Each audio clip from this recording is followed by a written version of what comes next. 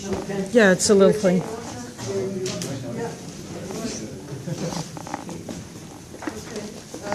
Well, I'm really covering everything. The U.S. Constitution, One short for this road. the U.S. Constitution amendments were written to protect the rights of real people, not artificial persons called corporations. People, not we, the corporations. The President and Congress have never passed laws or amendments that give corporation rights. Corporations are given privileges by law and can be regulated by legislators passing laws. But the corporations have fought in court for their rights that they were never meant to have. They claim human rights, and because of the actions of the Supreme Court since 1886, their rights have increased, including freedom of speech, which allows them to influence legislation and put on political ads to influence elections. More and more money being spent in elections. The rights of protection from searches of their property. This makes the public uninformed about the practices of the corporation. They may be putting us in danger and breaking the law. We need to be able to see what's happening, like in animal confinement facilities, where it's illegal to record. The right of the Fifth Amendment protection against double jeopardy and self-incrimination, even when a clear crime has been committed. At most, they get fined, which isn't enough to stop bad behavior. No one goes to prison, even if the corporation has caused death. The right of equal protection under the law, the amendments meant to give former slaves equal protection. Communities can't keep corporations out that aren't helpful to the people who live there, such as big box stores in small communities.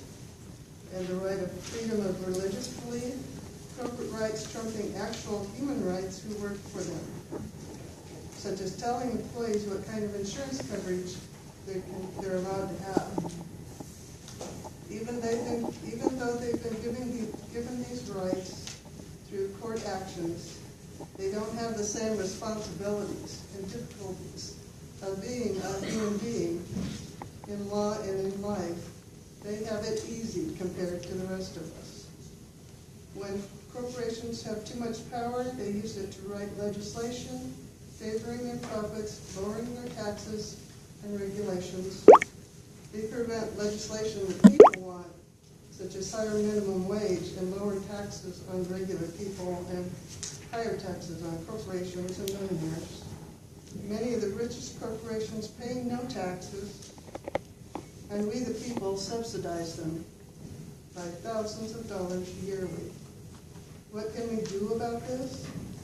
Move to Amend is an organization that is working to get an amendment passed saying corporations aren't people and money isn't speech. Both these are necessary in the amendment. Otherwise, we can't regulate corporations effectively and have the campaign finance reform that we need. Controlling the multinational corporations would help the mid-size and smaller corporations compete against them. We aren't against corporations. We just want reasonable limits on their power and a fair playing field for the rest of us. So, Move to Amend has been working on this goal since the 2010 Supreme Court decision on Citizens United. And 16 states have already passed this resolution asking for the amendment. This year, dozens of communities voted overwhelmingly to pass this resolution. The resolution has been voted on over 300 times and passed each and every time. Still, we have a long way to go. Please help us make this amendment happen. We're working with the Iowa legislature to pass a resolution, and locally we're asking the Des Moines City Council to pass a resolution this month, December 22nd, to say we want this amendment. We the people want this, and we need to add your voice to call for protecting our rights. not protecting corporations. You can go to movetoamend.org and sign the petition, or sign up for our sheet and join us in the movement. Our next meeting is December 8th on Monday at 7 p.m. Waveland 4 here at Plymouth Congregational Church. Please join us.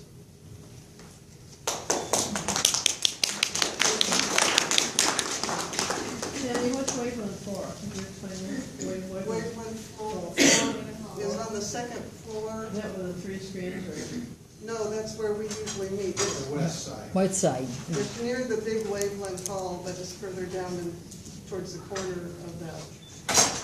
Farther east, It's like a coffee shop. oh, so it's farther east, west. 7 p.m. Monday night. Monday night. The second Monday of the month.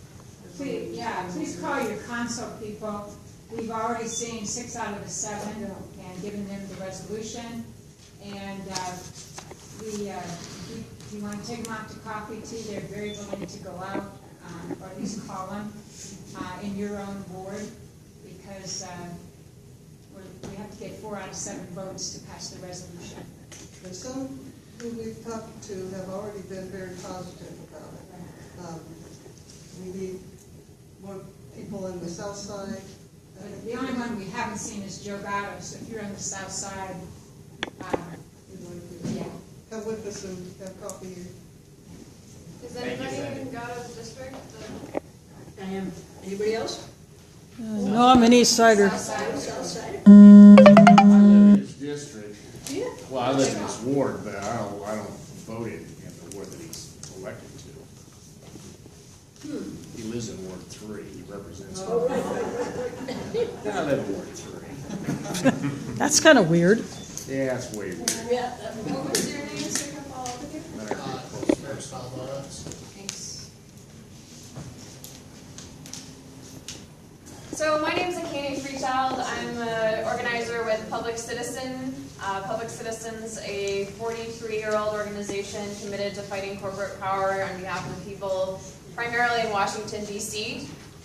We work on federal court cases, cases that go up to the Supreme Court. We fight for single payer in Congress. We fight trade deals that are constantly still pushing to destroy more American jobs, unbelievably. We need to roll back some of the trade deals we've already done that have completely annihilated a lot of the manufacturing TPP and that provided TTIP jobs in this are country. like NAFTA on We work on steroids. a lot of Right, other health right. and safety issues, a lot of democracy issues. We've been part of the democracy movement for a long time. And we started really doing more in grassroots work when the Citizens United ruling came down, because we realized that without really strong people power, we weren't going to be able to overturn this ruling. I have seen this movie many times, and so I can tell you a little bit about the end. Good. So he proposes 6 solutions, and I can remember 5, and I apologize that I don't remember all 6. But basically, he does this huge monopoly board as a public piece of art that actually exists, and they're still using in Los Angeles. And there's talk about creating these monopoly boards and other public art as a way to engage more young people and more people who may not know anything about this issue. So if that's something of interest to folks as a longer-term project, I think it's a really great way to bring people together, and we need more art and more culture as part of the democracy movement if we're going to succeed. The monopoly boards that have like Koch brothers and type. Yeah, The pay to one play. that's about the size of a intersection, so each crosswalk is One a piece side. of the board. It's huge. Yeah. Yeah, you need So a. people can be on it in the different squares. It'd be like those life-size chessboards that you see in some of the rich homes and But then places it's like got that. traffic split, right? Yeah. Yeah, so it can be a direct action, or you can do it in a park. He did it during May Day, so traffic was already stopped. He also did a series of street art projects that you started to see that are really powerful, and they're actually available on their website to help pay for the movie also. I think we're going to be decorating our office with them. They're really clever and funny, so you can check that out on pay2play.tv if you're interested in seeing the kinds of art that he did. He eventually gets arrested in the movie, but he just has to do community service. And really the core part of the end of the movie is it's always one person and it's always collective organizing together. So if you feel bummed at the end of this movie, without you, we are weaker. And anything that you can do to help with the democracy movement is really critical. So, yeah. Is there a way to buy the regular board, not the old one, but the newer one? The anti-monopoly? I want to buy it. I haven't looked. I would think it would be a great tool. Yeah, Yeah. I haven't looked online. Maybe For we can- neighborhood groups and that Yeah. kind of thing, to really inform people. That's a great point. I think we should. Yeah. Be easy Yeah. to do if we find out how to get them. There's another one called Wreck the Nation, which is spot on. Great. I That, think the name connection is, has Yeah. power.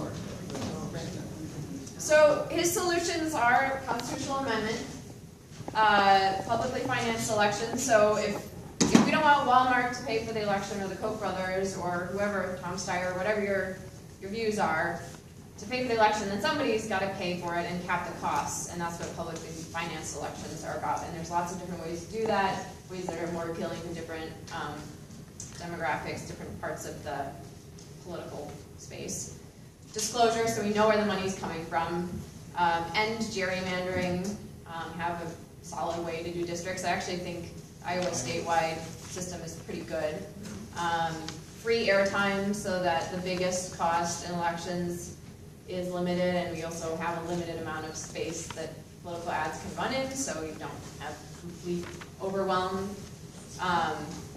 So those are the ones that I recall, and that's really the end of the film. So I will talk about the process, like how do we win, how we see us winning collectively as a movement, and we're going to have to work together. What's going on in the democracy movement nationally and how Iowa's fits into that. And then Des Moines organizing a little bit more on what Sandy was talking about and how I think we can be effective, because I know some of you have been working on this for a while, others are new, and welcome, we're super excited that you're here. So ways to connect. So who in here knows how we pass a constitutional amendment? Raise your hand if you know. pass a constitutional amendment. So does somebody who knows want to tell everyone? It has to pass both Congresses by 3/4, and then it goes out to the state legislatures. It has to pass 2/3 the in US Senate Congress. and the U.S. Congress by 2/3. And each 3/4 house. of the states. 3/4 of all states. And then it has to be ratified by 3/4 of all states. Do you want to hold the door open for?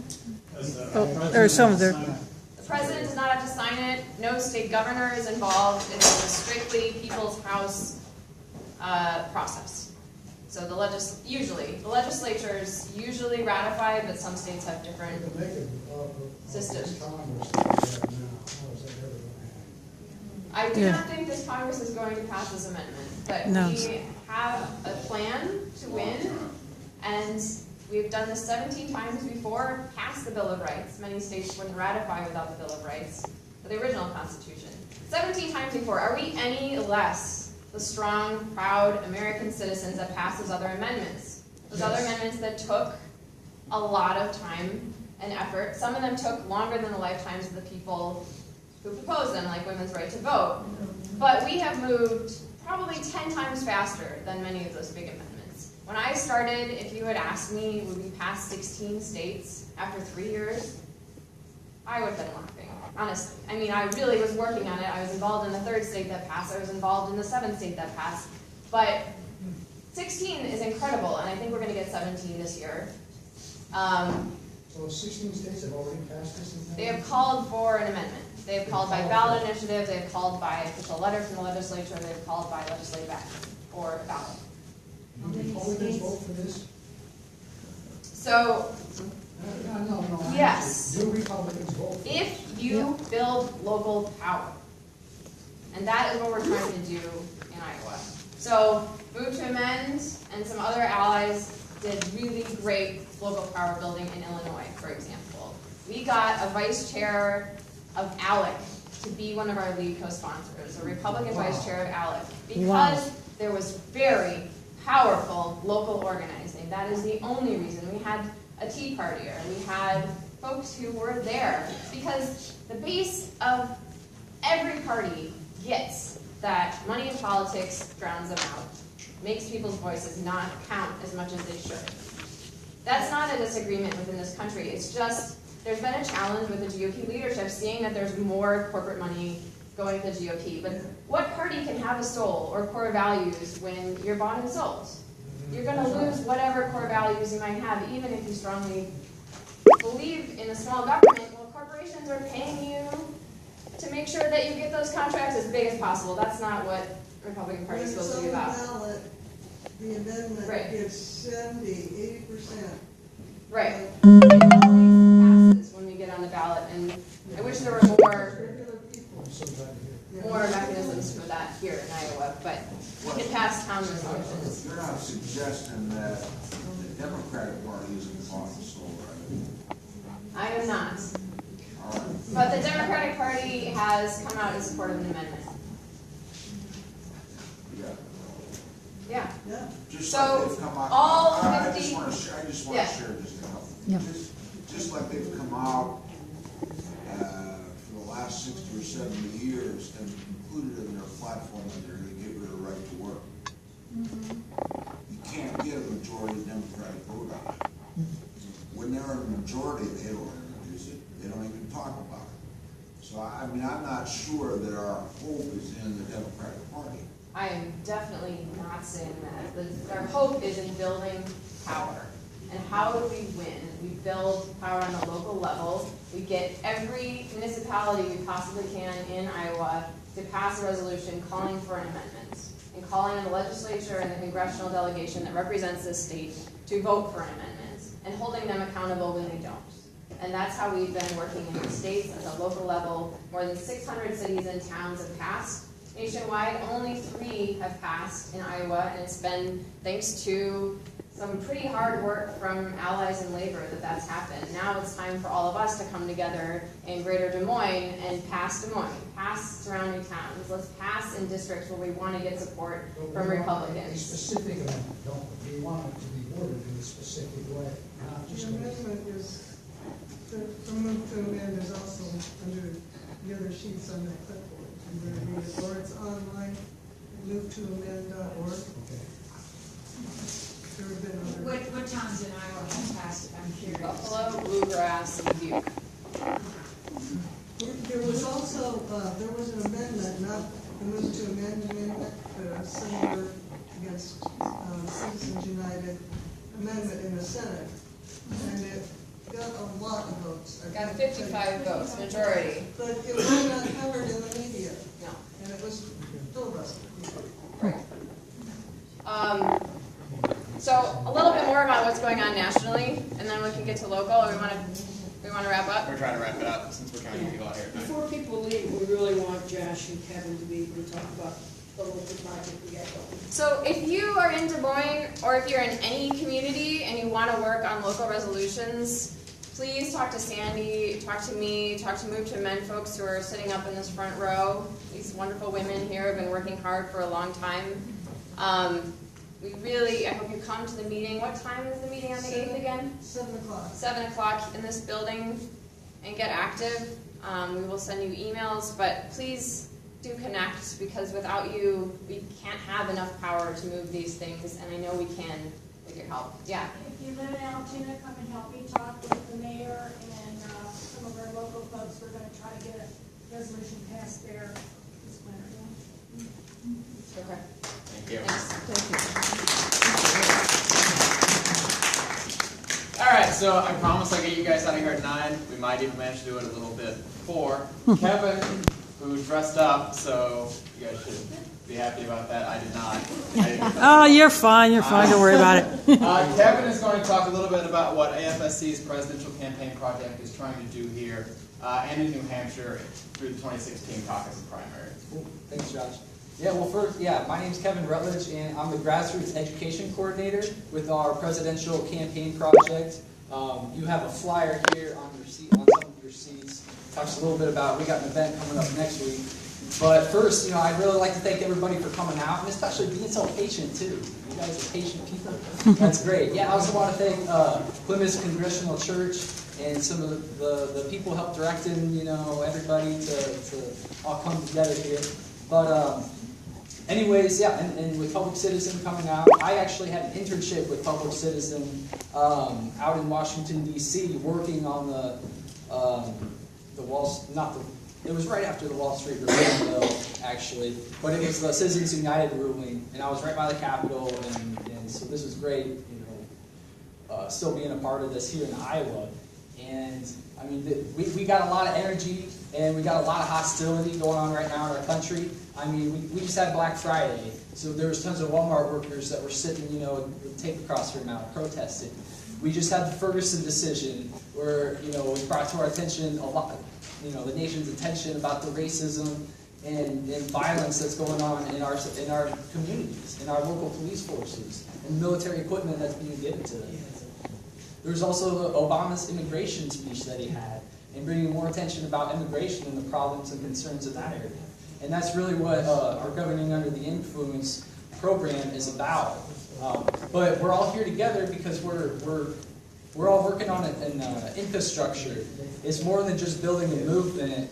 It's laying the foundation and the structure to come together to reduce corporate power in politics. It's such a big, broad topic, and it's hard to tackle, but there's a lot of ways to become involved.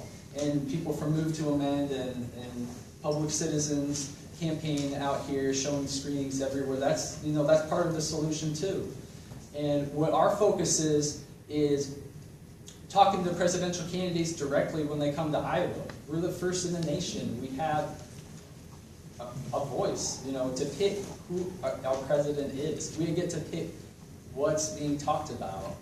We get to pick who's going to lead our nation and our world, really, making all the global decisions. And so what we're focusing on, just like our pay to play here, our movie, which is unfortunate because that was right into getting into action, and that's when we stopped. So we're all at this cliffhanger, like, now what? So here's what we're doing. So with the pay to play, we're looking at military defense corporations. So for example, the top 5 military contractors in the United States. So in 2012 they spent $14.5 million on campaign contributions. So that's that paying to play. Here, we want you to be in office because you support us. So there's $14.5 million there. Then the next year, they spent 53 or 54 million on lobbying so that they can pass laws so that they can, get more money. So that's their paying to play in that way too. And so what did they get in return? This year they got it was about $142 billion in government contracts. That's almost 1.5 times the worth of the Koch brothers here. Like, it's ridiculous how much money and power there is. And so it's great, all of us coming here and working together and tackling these issues from every different corner, because that's what it takes. That's what it takes to build a foundation and to come together and to really, do something about it. And so, I mean, that's why we're here today, and we're really happy and excited. Everybody came out. So we have this flyer here. Next Thursday on the 11th, we have a bird dog training and a presentation. So we have a presentation that's talking more about these issues, about how big corporations are making profit from a violent society, from the war on terror, and the war at the borders with immigration, and the war on crime, and the war on drugs, and for-profit prisons, because they need more money to make more prisons. In order to get more prisons, they need more prisoners. To do that, they need to send more people to prison, and that's affecting everybody else. It's a business. Same thing with military contractors. It's a business. They need to produce. They want dividends. They want. Exactly. People who invest money, they want more money from it, right? Yeah, and so Lockheed Martin, if they make $40 billion in a year, Next year, they're going to want to make more than that. How do they do that? By making more nuclear weapons, more tanks, more helicopters, more everything. It is, we don't even And need making any of life that. more miserable for a certain group of people, so they go out and commit crimes, so they get caught and put in jail, and so the thing keeps growing and growing. Kevin, why don't you touch on how that equipment is now being used in our community? We saw it in Ferguson, we know these big tanks, these weapons are in Ames, Iowa, and other cities in Iowa. Yeah, Why so- don't you touch on that and then talk about how the bird dogging, we hope, by repeatedly hitting candidates, how they're getting their money. How we're gonna get this in the media and build up support for all the different reform efforts. Right, and so with the Ferguson, you know, it's easy to see, it looks like an army, it looks like a battle zone, and actually, that's stuff's here in Iowa too. Yeah, Over three- Des Moines has an MRAP.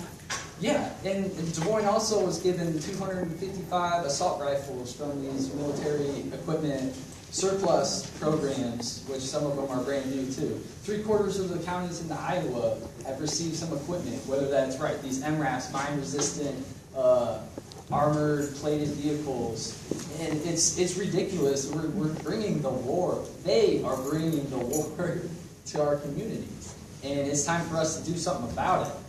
And with what we're focusing on is these bird dog trainings and getting people together so we can talk to presidential candidates by asking them questions repeatedly. What are you going to do about this? You're getting so much money from these corporations. You're not representing the people, you're representing them. And so this is a strategy that we have done in the past and that we're doing now, and we're doing it in New Hampshire because we've got so many candidates here in Iowa coming through. A lot of candidates coming through New Hampshire, and we're collaborating with each other, and it's been effective so far. We were able to talk to Senator Bernie Sanders about the F-35 fighter jets for $1.5 trillion in his state. And there's also Senator Hillary Clinton, or ex-Senator Hillary Clinton. We talked to her about, or I had a student actually talk to, a Scottish student talk to her about the 34,000 government-mandated immigrants who are being detained. Half of them or more are in private prisons, for-profit prisons. And yes, Kentucky Senator Rand Paul, talked to him about localization, militarization of local police forces, about these money and equipment coming here. And it's great. It's motivating, and we found this to be a really effective way to really make a difference here in Iowa and in the country too. So we hope to see you out on next Thursday.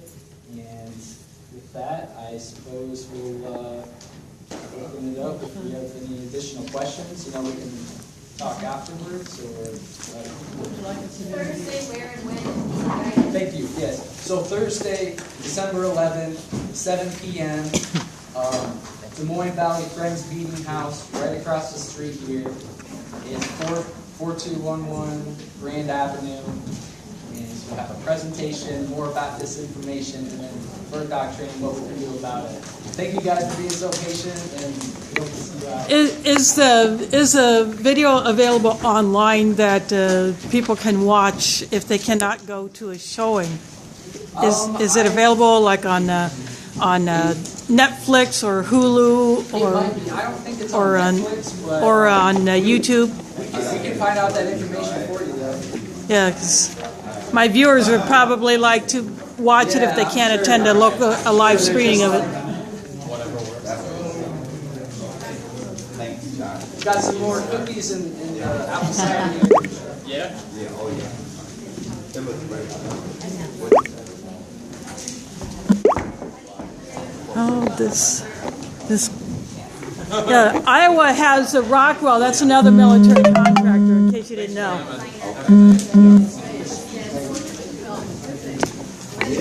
Yeah, I will.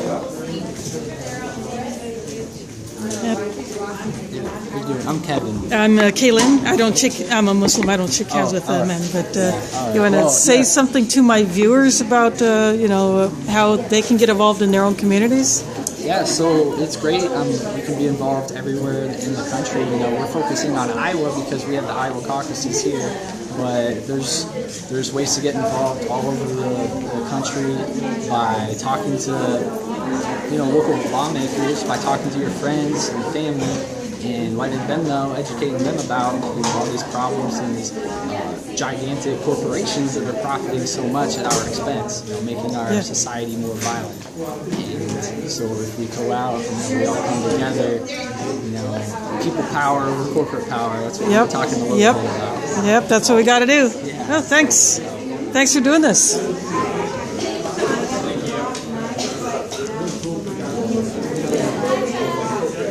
Well, I'm going to go ahead and shut my stream down. I want to thank you for watching. And I think I might go to that meeting on the 11th. That my next stream opportunity will be Saturday, hopefully, if I can get a ride to Ames, Iowa, for a town meeting about the Bakken Oil Pipeline. So if I can go there, I will bring that to you live. That will be 7 o'clock Central Time. And thanks for watching. And also, please check out my donation sites. GoFundMe.com/OccupierKaylin. That's KAYLYNN. Or PayPal.com using the email address STRAINSOP@AOL.com. That will help me cover the cost of my live streaming and broadcasting so I can continue to bring you these events. And again, thanks for watching, and I'll see you on the stream.